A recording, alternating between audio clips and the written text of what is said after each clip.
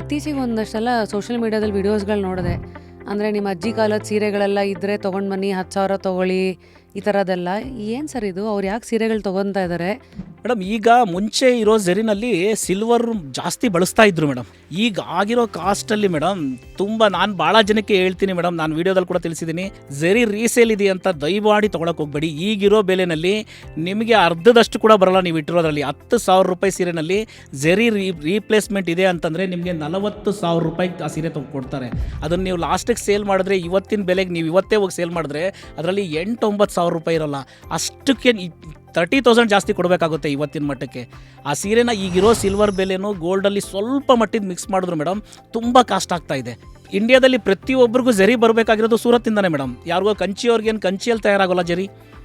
ಕರ್ನಾಟಕದಲ್ಲಿ ಜರಿ ಬೇಕು ಅಂದರೆ ಕರ್ನಾಟಕದಲ್ಲಿ ಯಾವುದೋ ಅಂಗಡಿಯವರು ಅವ್ರ ಹತ್ರ ಪ್ಯೂರ್ ಇದೆ ಅಂದ ತಕ್ಷಣ ಅವ್ರಿಗೆ ತಯಾರಾಗೋಲ್ಲ.